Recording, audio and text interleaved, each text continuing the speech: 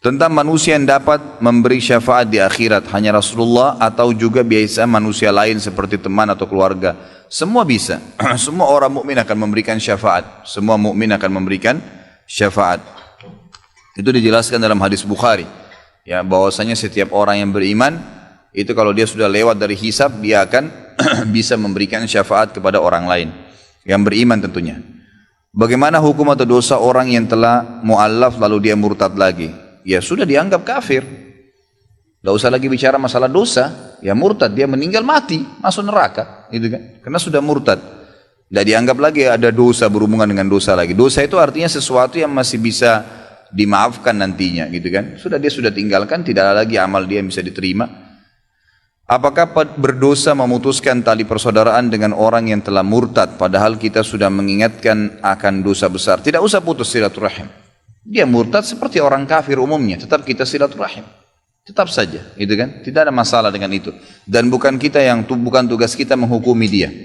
Jadi perintah Nabi SAW, man irtadda an dinihi faqtulu, man baddala dinahu faqtulu, hadis sahih.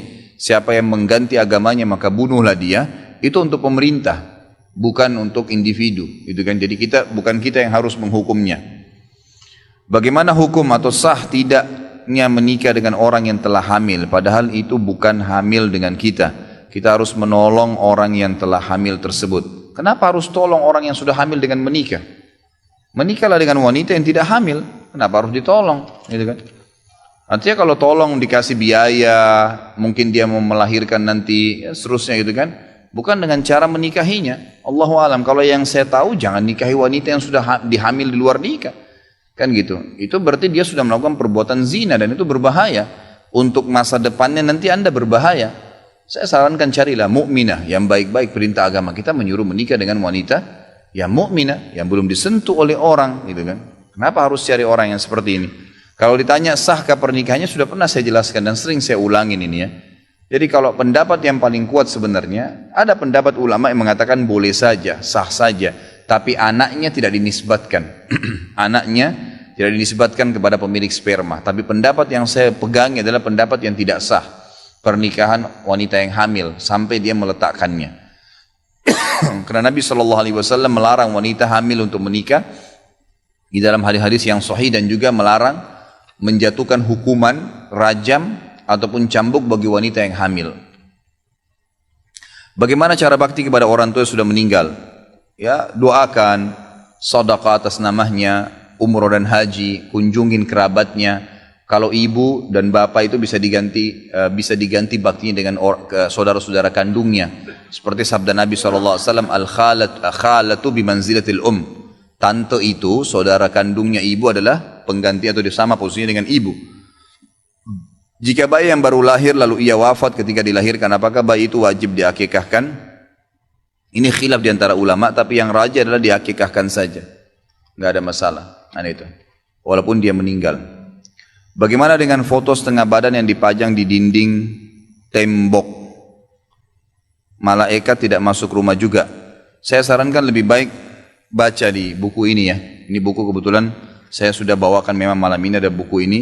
Kalau memang mau dimiliki bisa, ini sangat bagus. Rumah yang tidak dimasuki malaikat, lebih baik Anda baca di sini, karena ini bukan hanya sekedar rumah, ya, bukan hanya bahasan sekedar rumah, tapi memang bahasan siapa itu malaikat, apa manfaatnya kalau ada di rumah kita, siapa itu rivalnya, lawannya malaikat adalah para syaitan, dan apa bahayanya, siapa itu syaitan dan apa bahayanya di rumah, kemudian baru masuk jenis-jenis rumah yang tidak dimasuki oleh malaikat, gitu kan? Termasuk yang dipajang fotonya. Memang kenapa akhi sekalian dan ikhwah, kenapa kalau seandainya Anda tidak pajang foto Anda? Kenapa? Tidak ada masalah kok, gitu kan? Tetap saja rumah itu orang tahu rumah Anda punya sertifikatnya kan? Selesai. Kenapa harus pajang fotonya? Gitu kan? Jadi lebih baik jangan. Ada contoh kasus seorang syekh di Yaman, mungkin saya pernah ceritakan dulu, saya di sini memang belum, tapi waktu itu kalau tidak salah di Al-Azhar atau sebelumnya di masjid yang sebelumnya ya. Tapi intinya ada seorang syekh di Yaman didatangi oleh seseorang pengusaha dari Jakarta. Dia datang dengan anak perempuannya pakai cadar, datang di Yaman. Duduk ngobrol-ngobrol, terus syekh ini menghormatin mereka, berikan tempat, transportasi, segalanya. Intinya si saudagar ini, pedagang dari Jakarta ini sangat terkesan dengan anak perempuannya, bagaimana pelayanan diberikan oleh Syekh. Syekh ini orang mampu di Yaman. Lalu mereka undang ke Jakarta. Datanglah ringkas cerita Syekh di Jakarta. Begitu tiba di Jakarta, gitu kan, dikatakan ini pedagangnya bilang, maaf Syekh, saya nggak bisa datang jemput, tapi anak saya akan jemput. Ternyata dia ini orang awam, bukan orang faham agama, dan anaknya pakai cadar waktu itu hanya karena melihat tradisi orang di Yaman. Gitu. Datang, dia bilang, anak saya perempuan yang itu hari ketemu Anda yang akan jemput. Syekhnya ini tangkap mungkin seperti di Yaman. Kalaupun ada satu perempuan yang datang, maka akan rame-rame satu mobil, gitu kan, banyak orang. Dia kaget, ternyata ada seseorang wanita pakai rok pendek dekatin dia di Bandara Soekarno-Hatta. Lalu mengatakan, Syekh. Ya. Syekhnya balik, siapa ini tiba-tiba panggil pakai rok pendek ini? Syekhnya balik sepintas, iya. Dia bilang, saya Syekh yang datang ke Yaman kemarin. Gitu kan. Ringkas cerita, kata Syekhnya, di mana ayah kamu? Kamu siapa nih? Saya si Fulan yang datang kemarin. Syekhnya diam. Kemudian naik di mobil. Ternyata di mobil pun pada saat itu Syekhnya tidak tahu alamat, gak tahu apa-apa, naik. Ternyata anak perempuan ini dan hanya ada satu orang saja di mobil. Jadi bertiga di mobil. Pulang menuju ke rumah. Ringkas, pas tiba di rumah disambut oleh si pedagang ini. Ringkas cerita, kata Syekhnya pas mau duduk, dia bilang sebentar. Sebelum saya duduk, kata Syekhnya, saya mau tanya. Kalau seandainya saya dengan tongkat ini, ada tongkat dia pegang, mengangkat rok anakmu ini yang perempuan nih untuk melihat celana dalamnya, apa kau marah? Ini Syekhnya bilang kepada si pedagang ini, gitu kan, pengusaha ini. Dia bilang, tentu Syekh, saya pasti marah. Itu kan perbuatan yang tidak baik, kurang ajar. Ngapain lihat celana dalam anak saya gitu? Kata Syekhnya, sekarang saya tidak usah pakai tongkat, semua sudah kelihatan dari anak kamu, gitu kan? Kenapa kamu biarkan dia seperti ini? Kemarin dengan sangat terhormat menggunakan busana muslimah, sekarang malah seperti ini. Semua orang bisa melihatnya. Akhirnya dia tersentuh dan dia mengingatkan kepada anaknya. Tapi seperti itulah ya. Berlibur keluar kota apa boleh? Misal ke Jogja untuk berlibur, apakah ada tuntunan syar'inya untuk niat mengunjungi bumi Allah yang lain? Dan bagaimana jika berniat untuk tafakkur alam, gitu kan? Boleh saja, nggak ada masalah sebenarnya, gitu kan? Nggak ada masalah kalau mau ke Jogja, mau ke Surabaya, mau kemana silahkan, nggak ada masalah. Selama memang itu wilayah banyak orang Islam, nggak apa-apa. Mayoritas orang Islam ya, artinya ibadah kita tidak terganggu, tutup aurat nggak terganggu, nggak ada masalah, gitu kan? Nggak ada masalah. Jadi itu bukan sesuatu yang salah, boleh saja. Tapi jangan sampai terjadi pelanggaran-pelanggaran syar'i. Apalagi kalau mau bertafakur, nggak apa-apa. Ada sebuah gunung yang besar, dingin, yang gitu, hijau. Kita mau melihat, bertafakur itu artinya memikirkan tentang langit, keajaiban Allah. Ada masalah. Orang rekreasi dari sini ke puncak, kemana? Tidak ada masalah. Asal tidak melakukan perbuatan-perbuatan yang diharamkan. Tapi bukan ke negara orang-orang kafir secara khusus ya, sudah saya jelaskan. Maka lebih baik diprioritaskan ke negara-negara Islam. Bagaimana jika ada pasangan suami istri keduanya bekerja di tempat berbeda? Suami sering tugas keluar kota, begitupun istri dan harus menginap karena banyaknya pekerjaan. Apakah istri diperkenankan bepergian keluar kota dan menginap jika diizinkan oleh suaminya? Ini sebenarnya ada dua bahasan ya. Kalau berhubungan dengan jarak safar, maka kembali kepada hadis Nabi sehari semalam, itu dulu. Tapi yang kita sorotin di pertanyaan yang kedua, permasalahannya adalah kenapa istrinya harus kerja? Ini dulu ditanyakan. Perempuan dalam Islam bukan tidak boleh punya penghasilan, boleh. Tapi pertanyaannya kenapa harus bekerja? Perempuan itu diciptakan dari tulang rusuk. Kenapa harus dijadikan sebagai tulang punggung? Ya, dibalik kasusnya. Rusuk itu ditutup, disimpan, dijaga. Bukan malah diekspos keluar. Ya, ini Syekh bin Baz memberikan fatwa yang sangat menarik di akhir-akhir hidup beliau sebelum meninggal rahimahullah. Beliau mengatakan, semoga saja kalau tidak salah ya, semoga saja seluruh muslimin bisa menyadari masalah ini, bahwasanya banyak wanita-wanita muslimah yang sekarang yang sengaja disuruh berdesak-desakan dengan laki-laki dan akhirnya terpaksa ya menanyakan kepada kami hukum-hukum yang semestinya memang sudah tidak boleh. Pasti dalam agama tidak boleh. Misalnya bagaimana hukumnya Ustaz? Saya naik bus pulang kerja dihimpit oleh laki-laki semua sehingga badan saya kegencet. Bagaimana hukumnya? Haram. Masa saya mau bilang halal? Gitu kan tidak mungkin. Tapi dia terdesak kepada keadaan yang karena dia keluar dari fitrahnya, gitu kan. Cobalah mungkin berdagang hal-hal yang tidak berhubungan dengan masalah hal-hal yang haram, gitu, berbahaya sekali ya, itu. Jadi kalau darurat apalagi darurat dalam kata memang pendapatan tidak cukup sama sekali. Dan memang pekerjaan dikerjakan juga halal, itu nggak ada masalah. Tapi kalau Masya Allah rumahnya sudah ada, makanan semua sudah cukup, hanya karena prestasi, gitu kan? Hanya karena prestasi duniawi, atau karena selembar ijazah yang dianggap rugi kalau tidak dipakai, nah ini yang jadi masalah, gitu kan? Maka harus kita tahu, ikhwah sekalian tadi saya bahasakan waktu di awal pertemuan kita. Kalau kita meninggal dunia ikhwah, wallah ayat Al-Quran nih, ya. Orang-orang yang meninggal mengatakan, Qala rabbirji'un, wahai Tuhanku kembalikan aku di dunia. La'alli a'malu salihan fima tarakt. Saya berharap bisa kembali ke dunia untuk beramal saleh saja. Enggak ada orang meninggal ikhwah, akhwat sekalian berharap kembali untuk naikin mobilnya yang mewah. Sudah enggak ada itu. Berharap kembali kepada istrinya yang cantik, suaminya yang gagah, mobilnya yang bagus, rumahnya yang besar, ranjangnya yang mahal, spraynya mau ganti apa besok, orang sudah mati nggak ada lagi itu. Selalu harapannya bagaimana saya bisa kembali ke dunia beramal saleh, itu saja. Itu yang kita butuhin, bukan yang lainnya, gitu kan? Maka semestinya kita harus lebih fokus ke masalah amal-amal saleh ini. Itu yang harus kita pikirkan. Komunitas Islam, Muslim, bagaimana dengan hadis berlepas diri dari orang yang tinggal di negara kafir? Apakah di Inggris misalnya, di sana komunitas Muslim terutama salaf sudah lumayan berkembang. Apakah hadis ini juga terkena pada mereka?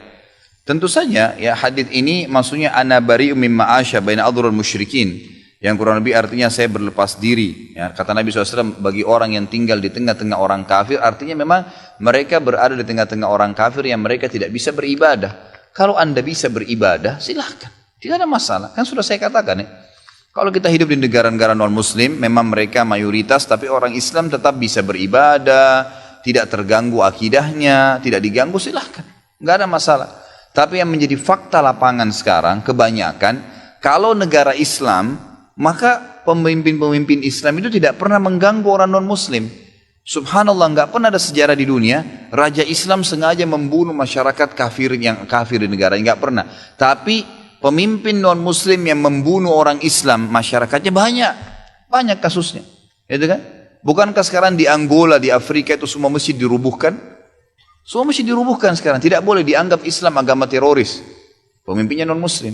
Sementara di Nigeria, negara-negara Islam yang lain di Afrika, tidak pernah tuh hancurin gereja. Gak pernah hancurin, bahkan tempatnya orang Hindu, orang Buddha gak pernah diganggu, dibiarin aja, gitu kan?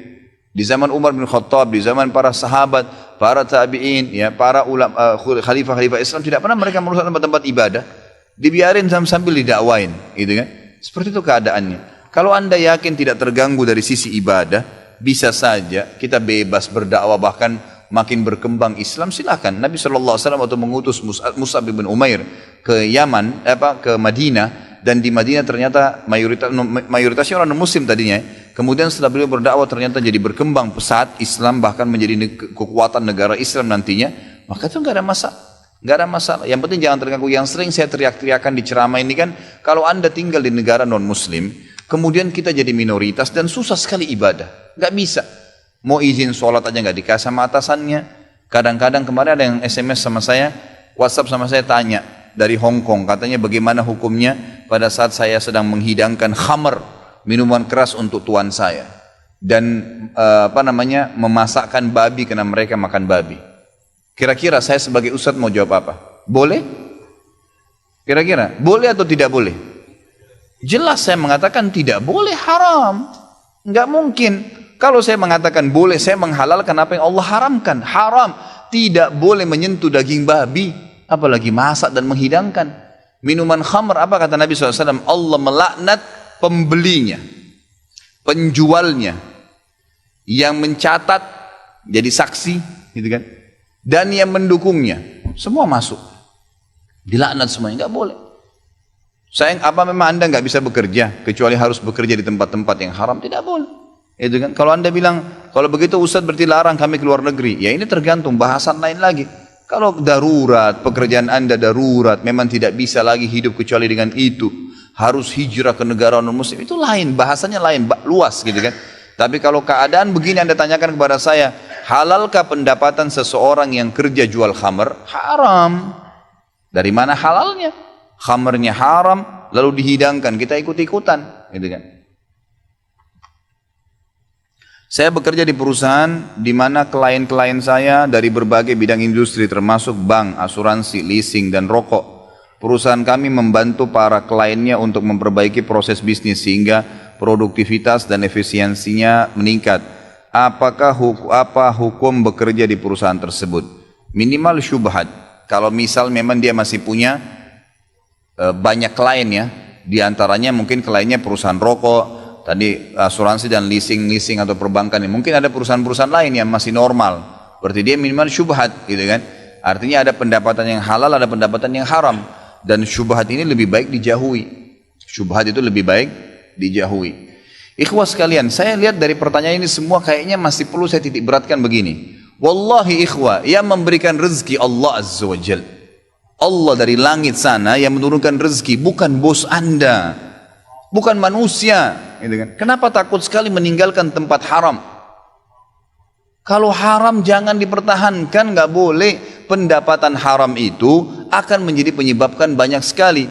Bekerja di situ haram, pendapatannya juga kalau dimakan menjadi haram. Bukankah Nabi SAW mengatakan lahmun nabata min suhtin annaru aula bihi? Daging dan darah yang tumbuh dari pendapatan haram, neraka lebih pantas baginya. Bagaimana bisa ikhwah? Coba antum jalan di muka bumi ini, lihat nih, di sekitar kita saja. Saya kemarin subhanallah ceramah di daerah Menteng, diundang ceramah keluarga. Waktu itu subhanallah malam minggu kebetulan, saya lagi tidak ada jadwal, saya ke sana. Pada saat saya parkir, rumahnya mewah, lux, di sekitarnya semua rumah mewah. Pas azan maghrib, saya bilang, Pak, maaf Pak, saya mau pamit. Sholat ini Ustaz? Enggak, saya sudah azam untuk selalu sholat di masjid. Kalau bapak-bapak sini mau ikut silahkan. Lalu saya masuk, saya cari mana masjid, tanya. Subhanallah, begitu saya masuk mesti ditunjukin. Saya masuk lewat belakangnya rumah bapak itu, semuanya rumah kampung. Rumah-rumah kecil-kecil, mungkin rumahnya itu cuma 3 kali 3 meter, 2 kali, cuman kecil-kecil rumahnya semua penuh. Tapi di daerah Menteng penuh di belakang sampai ke masjid. Masjidnya pun tuh kecil, musola. Mungkin satu saf itu cuma bisa 6 orang, ke belakang juga 6, kurang lebih begitulah. Saya waktu masuk subhanallah, saya lihat orang-orang yang tinggal sekecil itu pun rumahnya. Ada yang lagi bungkus-bungkus gula dijual. Dia cuma jual di komunitas di situ saja. Ada yang jual Indomie, ada yang buat jual kopi dan teh panas. Hidup tuh, gitu kan? Hidup itu mereka. Boleh hidup saja, rumahnya biasa, tetap bisa dagang begitu, biasa saja hidup. Coba lihat tuh, artinya orang-orang banyak yang hidup dengan keadaan seperti itu. Kenapa kita tidak lihat dan coba belajar gitu? Bahwasanya orang hidup kok. Tidak harus dengan terikat masalah perusahaan kita yang akhirnya kita anggap kalau saya tidak kerja sini saya nggak bisa. Rezeki biadillah ikhwah sekalian. Rezeki biadillah. Allah bukakan rezeki. Saya cuman karena tidak enak kalau saya mau menceritakan keadaan saya pribadi ya. Kalau pengalaman saya pribadi terlalu banyak bukti-bukti nyata subhanallah yang saya hadapin pribadi.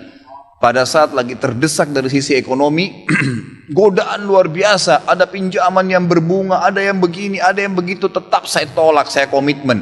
Sampai pada titik terakhir, titik klimaksnya saya pertahankan, Allah berikan jalan keluar yang tidak masuk di akal ikhwah. Betul-betul tidak masuk di benak saya. Saya ceritakan salah satunya, pada saat saya ada masalah kemarin di Kalibata. Ini untuk diambil ibrah saja. Restoran saya buka 2 tahun 8 bulan. Kemudian saya pertemukan antara omset sama bayar sewa dan ya service charge-nya, karena di mall ada service charge maka tidak cukup, tidak berimbang. Saya merasa selama hampir 3 tahun tidak mendapatkan keuntungan. Lalu saya berpikir untuk menutup restoran itu, dan pada saat itu subhanallah saya berpikir restoran itu sudah saya tutup aja deh, saya jual aja. Mungkin dengan kesibukan dakwah, beberapa ikhwah juga yang saya amanahkan di situ sudah ada yang satu yang sudah niat mau kuliah, udah nggak bisa lagi lanjut. Saya bilang oke lah baik. Selama 3 bulan vakum. Nggak bisa bergerak sama sekali. Pada saat itu subhanallah 1 rupiah pun ikhwah saya nggak punya duit. Allah jadi saksi, saya bingung waktu itu bagaimana caranya untuk mencari jalan keluar nih. Jual restoran pun akan dilelang dalam kondisi murah, restoran itu sudah besar asetnya. Ini gimana caranya, saya nggak punya duit. Mindahin ke tempat lain butuh uang untuk sewa, gitu kan? Membuka lagi butuh uang yang baru untuk membayar sewa yang tertunggak, gitu kan? Tidak dibongkar juga akan dibongkar paksa. Ini kalau ada waktu tentu, sampai waktu tentu, kalau tidak ini akan dibongkar paksa. Subhanallah, godaan luar biasa. Ada yang masuk, saya tidak tahu dari mana, SMS masuk ke HP saya, pinjaman dengan bunga yang ringan 250 juta sampai 750 juta terus. Dari banyak perbankan saya nggak tahu, tiba-tiba masuk, saya tidak pernah iyakan, selalu gitu kan. Saya cuma berusaha ikhtiar, berdoa sama Allah, tawarin kepada orang kalau ada yang mau punya saham sama saya. Subhanallah, pas titik klimaks 3 bulan kemarin, 3 bulan tutup ya sementara, dan saya sudah berpikir mau jual pun sempat saya tawarkan, belum ada yang beli. Saya tiap hari saja berdoa. Di masjid ini saya kedatangan seseorang, jemaah pengajian saya, bukan jemaah pengajian sebenarnya, dia rutin mengikuti ceramah kita ya yang diupload di YouTube dan tinggal di Paris. Orang Indonesia, orang kita tapi tinggal di sana. Datang selama ini dia selalu kalau saya punya program gali sumur diikut, ada program kemarin badal haji, ditipin uangnya, selalu program sosial diikutin sama dia. Subhanallah, pada saat lagi dia bilang sama saya SMS, Ustadz saya mau ke Jakarta, saya ingin hadir pengajian Ustadz langsung. Saya bilang baiklah kalau gitu, silahkan fadhal. Selesai pengajian kita, waktu itu selesai jam 9 malam, kurang lebih seperti jam-jam seperti ini. Lalu kemudian dia datang sebelah saya belum pernah lihat orangnya. Lalu dia salaman sama saya, dia bilang, Ustadz saya Pak John Firdaus, dia bilang sama saya gitu. Terus saya bilang, oh iya Pak, saya belum paham nih. Dia bilang, saya yang dari Paris Ustadz. Oh antum, terus salaman lah, ngobrol-ngobrol. Sampai ke mobil gitu kan. Saya sempat kasih dia beberapa buku yang biasa saya bawa di mobil. Ini akhi, mungkin antum bisa baca-baca di sana sama keluarga dan seterusnya. Sebelum berpisah, dia bilang sama saya, Ustadz saya sempat bawa teman ke Kalibata. Kok saya mau ajak makan, tutup tempatnya Ustaz? Oh iya, ceritanya ada tunggakan pembayaran yang belum saya bayar dari sewanya karena tidak cukup antara omset penjualan dengan ini. Oh gitu Ustaz, iya. Kira-kira butuh berapa biaya? Saya bilang, mungkin saya butuh sekitar 250 juta untuk memutar kembali restoran ini. Karena butuh ada tunggakan 168 dan saya harus dengan biaya operasional sekitar 250 juta. Rencananya memang saya mau buka saham kalau memang ada yang mau masuk. Dia bilang sama saya tiba-tiba, ini cuma mau berpisah di sini, di depan masjid ini, dia bilang sama saya, Ustadz kalau Ustadz bilang, saya baru saja kemarin masukin anggaran dana saya 400 juta di satu perusahaan.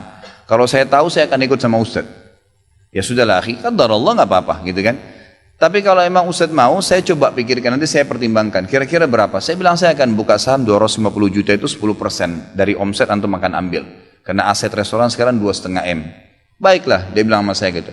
Saya pulang ke Paris ini, hari Senin saya berangkat. Saya bicara sama istri, saya langsung kasih berita ke Ustadz, lalu saya kasih. Baiklah saya bilang kalau begitu. Dia pulang, subhanallah, saya pikir ya sudahlah, ini mungkin dia mau pertimbangkan lagi. Malamnya, pada malam itu juga, dia tiba-tiba SMS ke saya, dia bilang, Ustadz setelah saya musyawarah sama istri, saya akan transfer ke Ustadz dengan jumlah 250 itu, supaya bisa bergulir dan saya siap mengambil 10%-nya. Gitu kan, saya sujud syukur kepada Allah, alhamdulillah ada jalan keluar gitu.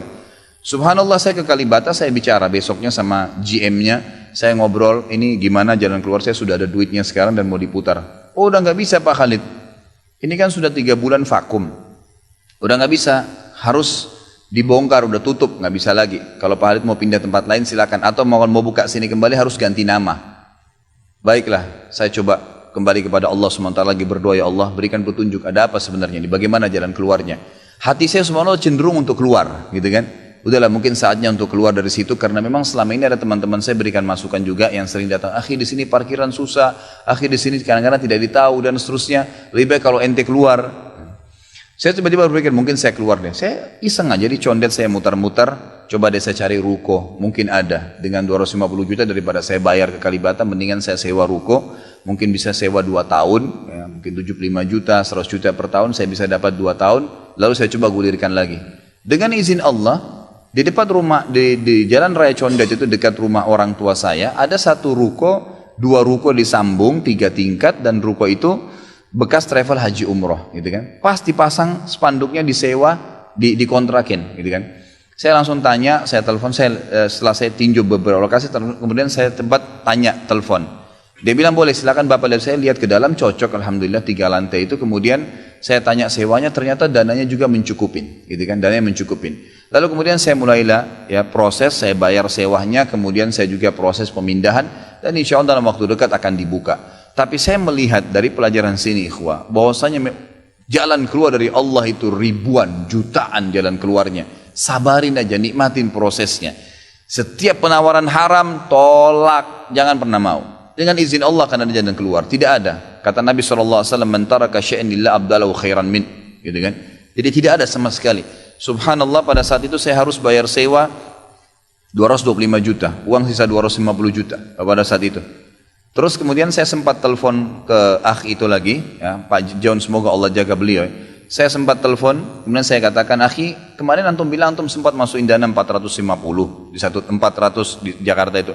Bagaimana kalau antum tarik uang itu, kalau masih bisa, kita gabungin aja, sahamkan per 250 juta itu ada 10%. Antum ambil aja 30% dari semua total omset penjualan nanti, tidak usah dengan 750, dengan 650 saja. Gitu kan? Dia bilang kalau itu sudah nggak bisa Ustaz. Tapi memang coba saya pertimbangkan deh. Saya akan coba hubungin teman-teman di Paris ini yang sudah biasa, yang kenal antum. Gitu kan? Oleh yang kenal antum mungkin mereka bisa. Baiklah, fadhal. Subhanallah, besok dia SMS lagi ke saya. Ustaz, saya sudah musyawarah dengan istri, ternyata saya punya dana cukup. 650, kami yang pegang semua saham itu. Ditransfer uang semua ke saya. Yang tadinya saya dari 1 rupiah tidak pegang duit, masuk uang 650 juta ikhwah, tidak masuk di akal. Gitu. Sesuatu yang tidak masuk. Orang ini saya nggak kenal, nggak pernah ketemu, sekali ketemu di sini, dan sekarang sudah kembali ke Paris. Setiap kali saya bilang akadnya saya akan kirim, baru tadi saya kirim akadnya. Sudah nggak apa-apa Ustaz, saya percaya. Akhi, ini bisnis loh, bisa untung rugi. Sudah paham Ustaz. Orang lain aja banyak bisnis dia rugiin saya nggak takut, apalagi sama Ustaz. Sudah silakan, alhamdulillah. Saya melihat Allah berikan jalan keluar yang sangat dimudahkan. Yang penting nikmatin prosesnya dan yakin kepada Allah SWT. Jangan takut. Jangan takut.